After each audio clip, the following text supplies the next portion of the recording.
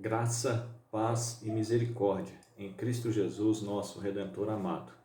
Amados irmãos, nesse domingo, dia do Senhor, vamos abrir a palavra de Deus na primeira epístola de Paulo aos Tessalonicenses, no capítulo de número 2, versos 17 a 20. Primeira carta aos Tessalonicenses, capítulo 2, versos 17 a 20. Diz assim a palavra de Deus: Ora, nós, irmãos, orfanados por breve tempo de vossa presença, não porém do coração, com tanto mais empenho, diligenciamos com grande desejo e ver-vos pessoalmente. Por isso quisemos ir até vós, pelo menos eu, Paulo, não somente uma vez, mas duas. Contudo, Satanás nos barrou o caminho. Pois quem é a nossa esperança, ou alegria, ou coroa em quem exultamos na presença de nosso Senhor Jesus em sua vinda? Não sois vós? Sim, vós sois realmente a nossa glória e a nossa alegria. Vamos orar nesse instante pedindo que o Senhor nos abençoe e assim nos auxilie na compreensão da tua palavra. Deus amado, Deus bendito, Deus de Abraão, de Isaque, de Israel, Deus da aliança. Nesse momento nós nos colocamos humildemente diante do Senhor, pedimos que o Senhor perdoe os nossos pecados, que a tua graça nos abençoe. Te pedimos que o Senhor abençoe também aqueles profissionais da saúde que têm batalhado em prol da contenção dessa pandemia. Nós também rogamos a Ti que o Senhor abençoe de maneira poderosa e grande a vida dos nossos governantes, das famílias enlutadas. Pedimos a Tua interferência em meio a essa situação tão caótica que vivemos. Colocamos as nossas cidades, os nossos estados, o nosso país diante do Senhor e te pedimos que por meio dessa devocional, ainda que muitos impedidos de estarem nas suas igrejas locais, que o Senhor possa nos edificar nesse dia do Senhor por intermédio da tua palavra. Fica conosco, agradecemos por tudo no nome santo e amado de Cristo. Amém. Meus irmãos, dando continuidade à nossa exposição nesta primeira carta que o apóstolo Paulo escreveu à igreja modelo, a igreja de Tessalônica, hoje nós chegamos ao término do capítulo de número 2. Queridos, o apóstolo Paulo ele vai falar aqui de orfanados. O apóstolo Paulo, no verso de número 17, ele trabalha sobre o aspecto da saudade, sobre o aspecto da solidão. Quando nós pensamos nessa situação que vivemos, com certeza, os irmãos também podem pensar no que diz respeito à saudade do relacionamento com os nossos irmãos. Desde o início da pandemia no nosso país, em março do ano passado, nós já temos vivenciado essa situação de muitos irmãos que há mais de um ano se apartaram da igreja, que estão guardando o isolamento social porque são grupo de risco, e nós temos também outros irmãos que cresceram no que diz respeito à vida cristã, sempre em contato com a igreja, e agora precisam ficar mais afastados, e essa é uma circunstância que nós não estávamos acostumados. Queridos, mas quando nós lembramos os nossos irmãos com saudades, quando nós oramos por ele, é isso que a Escritura sempre recomenda. Nós temos diversas ordens, principalmente no Novo Testamento, no que diz respeito a orarmos, a buscarmos pelo Senhor em prol dos nossos irmãos, mas é lógico que isso é diferente da presença física. Quando nós pensamos em um amigo, quando nós pensamos nos nossos familiares, quando nós oramos por ele, isso é muito bom, isso já alegra o nosso coração quando recebemos notícias, quando sabemos que eles estão bem, mas isso evidentemente não supre a realidade conjunta, o contato físico, a oportunidade de pegar na mão, de abraçar, de manter assim um contato. E essa pandemia nós estamos também impedidos, de certa maneira, dessa comunhão física com a igreja. Mas quando nós pensamos na comunhão cristã, eu gostaria que nós olhássemos para esse texto pela pena inspirada pelo apóstolo Paulo, e aí nós iremos perceber que ele de maneira categórica mostra que a comunhão, ainda que desejosa no seu âmbito físico, ela pode ser praticada também através de outras maneiras, e com certeza por meio da oração seria uma delas, e dessa o apóstolo Paulo ele vai deixar bastante claro que a igreja não estava impedida.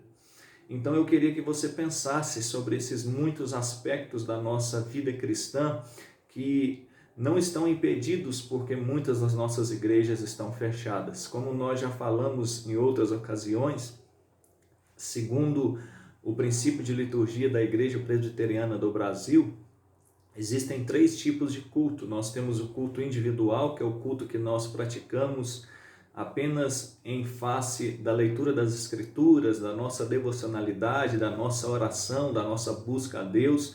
Nós temos o culto doméstico, que aí todos os membros da família, ou alguns dos membros, a maioria deles, sempre quando possível, se unem e assim vão estudar as Escrituras, cantar louvores a Deus.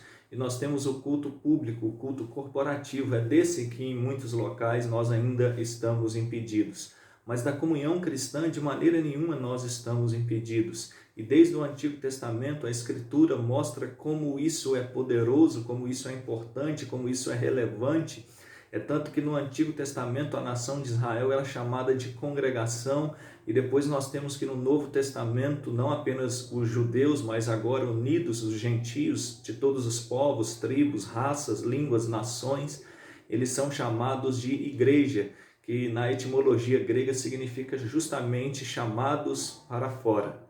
E à luz de tudo que nós temos visto, do início tão delicado que essa igreja teve, onde o apóstolo Paulo pregou apenas por 3 sábados, ou seja, 2 semanas, e nós vimos como em 15 dias a graça de Deus foi tão operosa que no capítulo 1 Paulo diz que essa igreja não tinha necessidade de aprender mais nada, tamanha era a sua fluidez doutrinária, tamanha era a sua postura diante de Deus.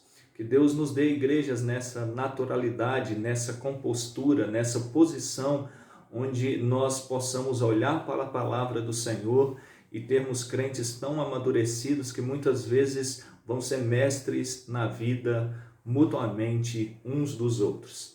Mas à luz de tudo que eu já disse até o presente momento, lembrando mais uma vez da importância desta igreja que foi fundada na segunda viagem missionária do apóstolo Paulo, Atos capítulo 17, eu gostaria que nós meditássemos sobre o seguinte tema: produções da verdadeira comunhão. Produções da verdadeira comunhão. Aqui nós iremos perceber 3 aspectos muito singulares que a verdadeira comunhão produz na nossa vida. Em primeiro lugar, a comunhão cristã produz constante amor. A comunhão cristã produz constante amor. Observe mais uma vez comigo os versos 17 e o verso de número 18.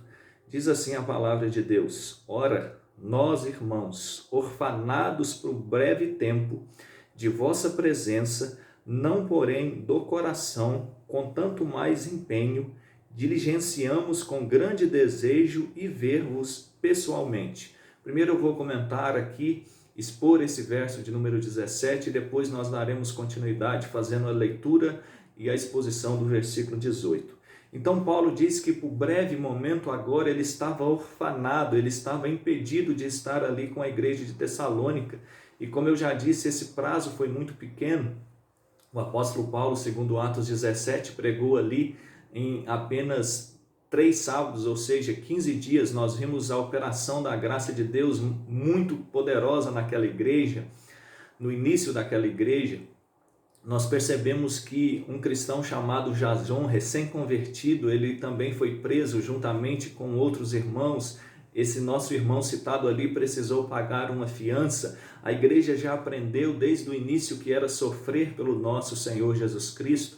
É tanto que o apóstolo Paulo diz no capítulo 1 que o evangelho não chegou a eles apenas em demonstração da verdade do evangelho no que diz respeito à pregação teológica, doutrinária, mas também no que diz respeito ao sofrimento, e eles se tornaram modelos tanto para a Macedônia, para com a Acaia, a região geográfica onde eles estavam inseridos, onde havia muitas igrejas gentílicas, a grande maioria delas já fundada nessa segunda viagem missionária e algumas poucas na primeira viagem, onde o apóstolo Paulo iniciou o seu ministério conjuntamente com Barnabé, ainda que na segunda viagem missionária ele forma um outro grupo. E é justamente sobre esse grupo que eu quero expressar quando o texto diz: ora, nós irmãos orfanados. O apóstolo Paulo ele deixa claro que ele está escrevendo, mas que ele não diz respeito apenas a ele, mas esse desejo se manifesta no seu coração e de outros irmãos. E se você retornar ao capítulo 1, verso de número 1, ali nós encontramos Silas e nós encontramos também Timóteo, que são companheiros do apóstolo Paulo. Inclusive a convocação para que Timóteo seguisse o apóstolo se deu justamente no capítulo 16, nessa viagem missionária. Esse Silas, depois, lá nas Escrituras, na primeira epístola de Pedro, ele também é chamado de Silvano. É o mesmo que o apóstolo Paulo, no capítulo 16, ele estava cantando com ele quando eles estavam presos, e já era mais de meia-noite na cidade de Filipos, e ali nós temos o início, os primórdios da igreja de Filipos, que depois Paulo também escreve uma epístola muito importante para mim e para você, que ficou conhecida como a Epístola da Alegria, a carta aos Filipenses. Então o apóstolo Paulo diz que por breve tempo ele está impedido da presença, mas não do coração.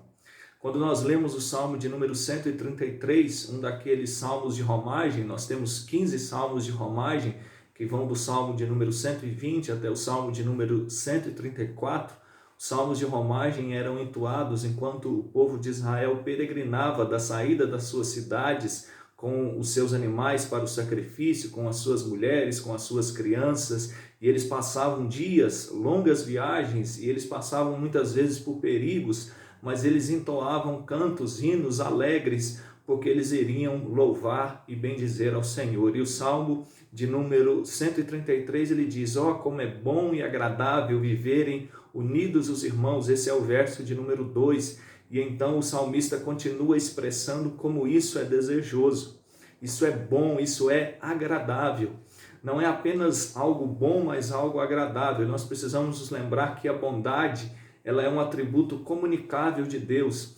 O que nós precisamos considerar que depois da queda o homem não faz absolutamente nada de bom por ele mesmo, mas sim é um reflexo, ainda que limitado, muito menor da bondade que se manifesta em Deus. Então a Escritura diz que é bom, e não é apenas bom, mas também agradável estar com os nossos irmãos.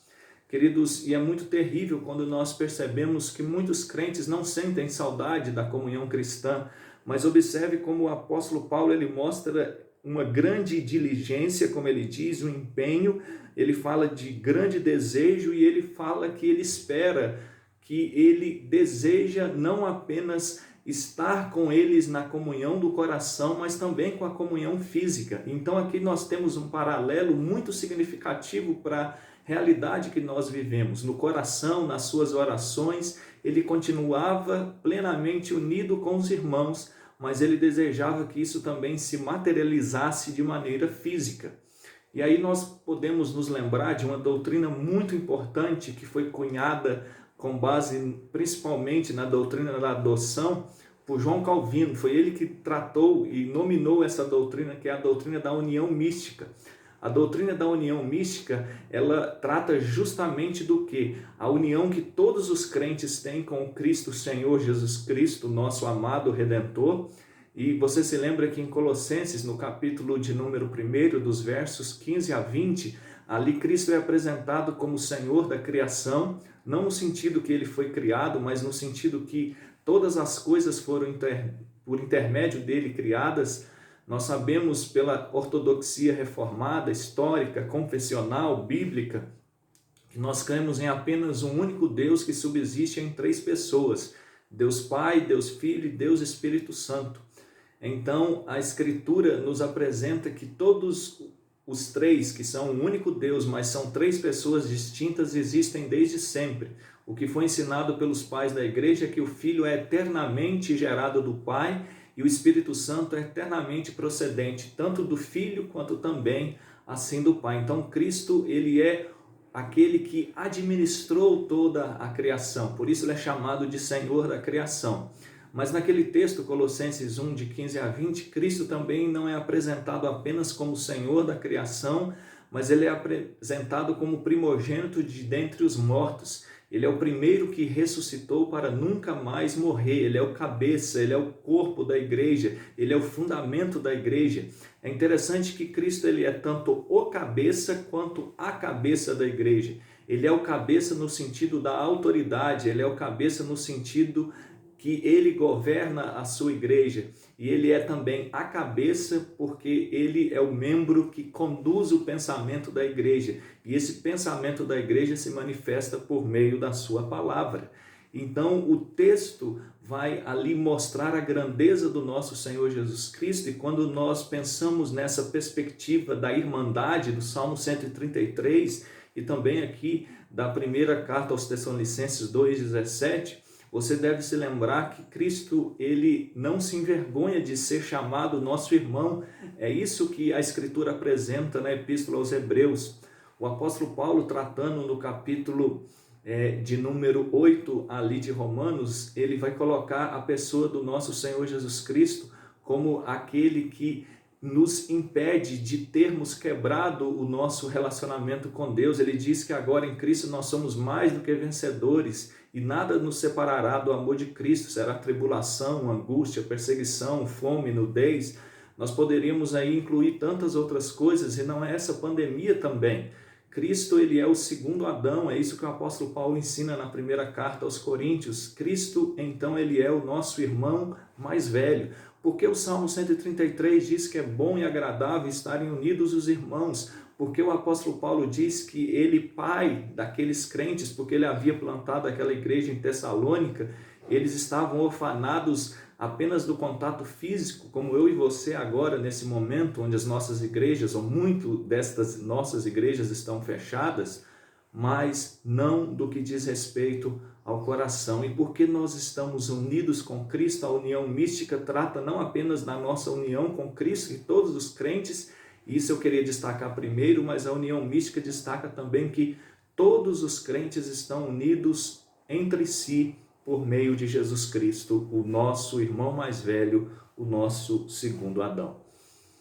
Eu espero profundamente que, entre muitas saudades e desejos que os irmãos tenham, o maior desejo possa novamente ter unido a igreja em culto corporativo ao Senhor e estarmos conjuntamente unidos com os nossos irmãos, não apenas no âmbito do coração, das orações, não apenas no âmbito da união mística, mas também no nosso contato físico.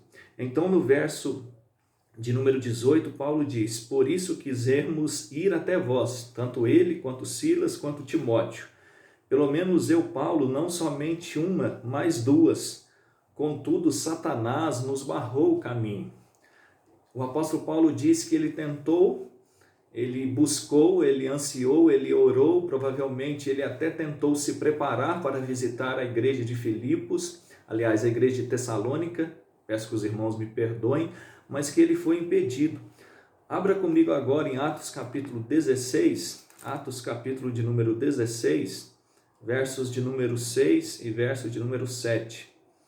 Atos 16, versículos de número 6 e versículo de número 7.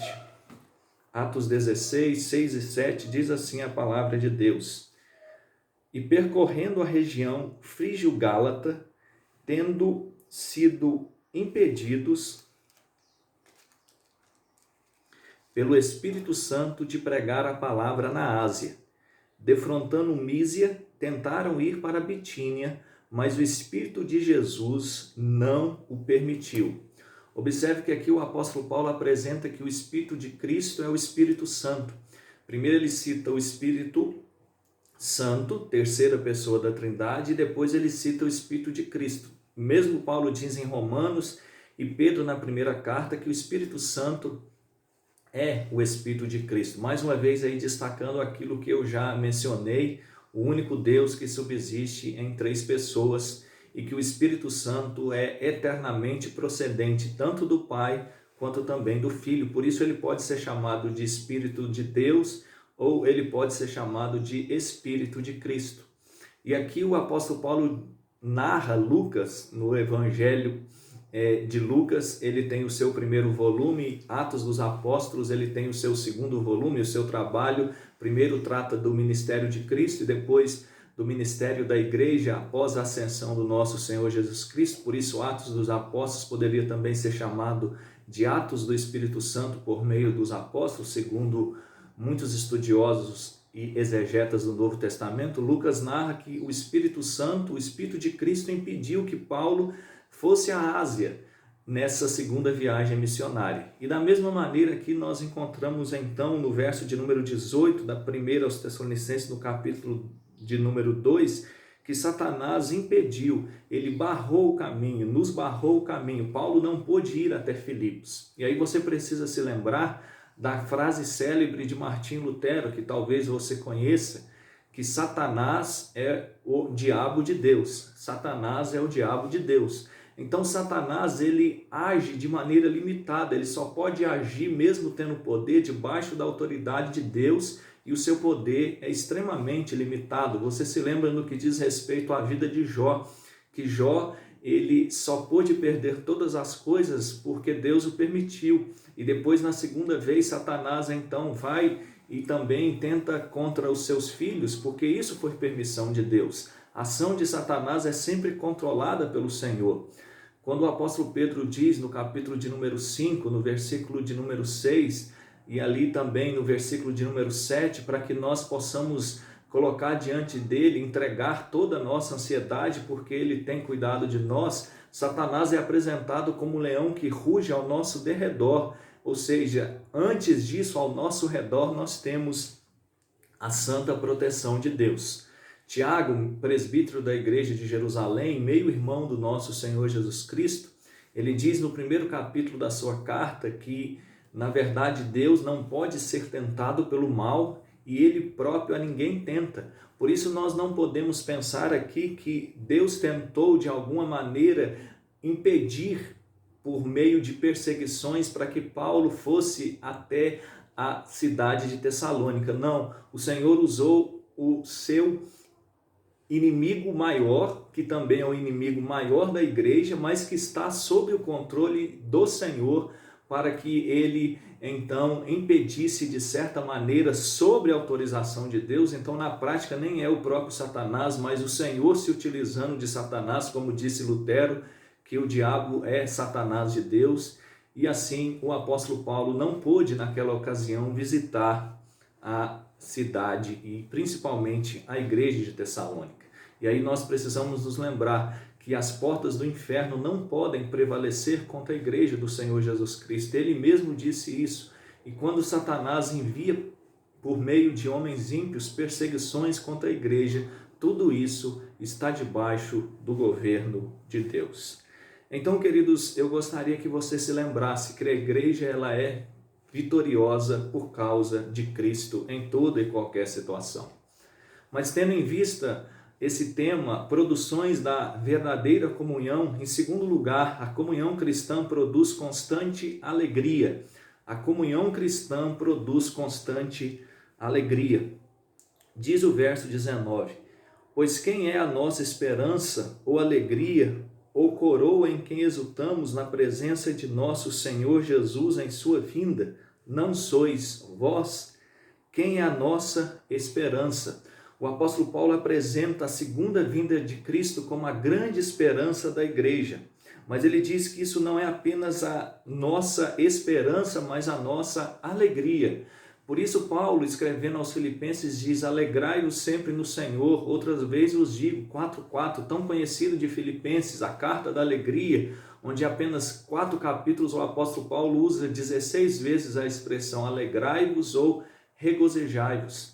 Queridos, então o apóstolo Paulo diz que a presença de Cristo é a certeza da nossa alegria. A presença de Cristo no que diz respeito ao Espírito habitar em nós e a presença de Cristo no que diz respeito à promessa que Ele estaria conosco todos os dias até a consumação dos séculos. E essa grandiosa alegria se manifesta por meio da esperança, a esperança do seu retorno. Cristo voltará, ele então irá encontrar com a sua igreja nos ares, nós teremos o estabelecimento do novo céu e da nova terra depois do grande julgamento e nós não nos apartaremos nunca da presença de Deus.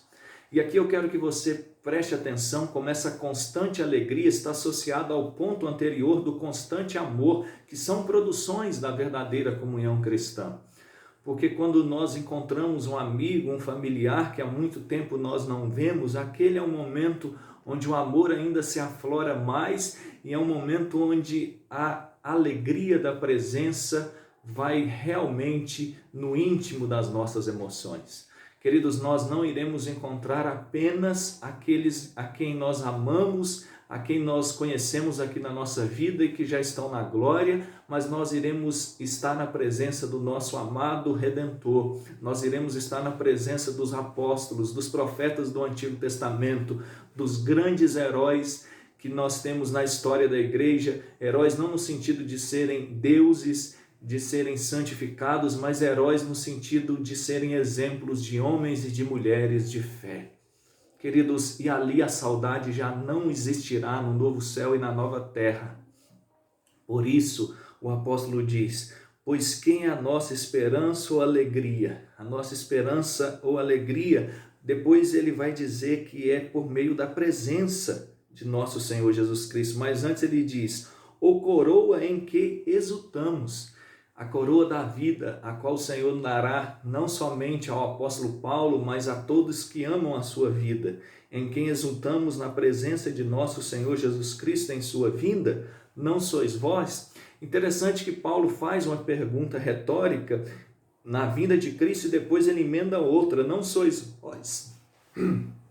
Perdão, porque nós podemos considerar que a alegria se manifesta duplamente, tanto na comunhão com Cristo, quanto na comunhão com os crentes.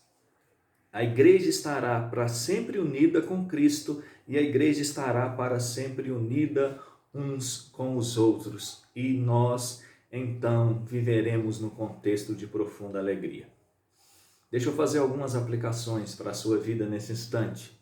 Se você pensa que essa pandemia pode ter retirado a sua alegria, ou a alegria da igreja, ou a alegria de conhecer o Evangelho, isso não é verdade. O apóstolo Paulo, ele desejava, como assim a Sílas e a Timóteo, estar com os crentes em Tessalônica, mas mesmo separados fisicamente, eles estavam unidos no coração, eles estavam unidos nas orações, eles estavam unidos com Cristo e eles estavam unidos uns com os outros. A igreja do Senhor Jesus Cristo vive um momento delicado, assim como todo mundo, nesse momento de pandemia, mas continuamos unidos uns com os outros, até mais do que talvez em alguns contextos com os familiares de sangue. Mas em terceiro lugar, tendo em vista esse tema, as produções da verdadeira comunhão, a comunhão cristã produz constante glória divina. A comunhão cristã produz constante glória divina.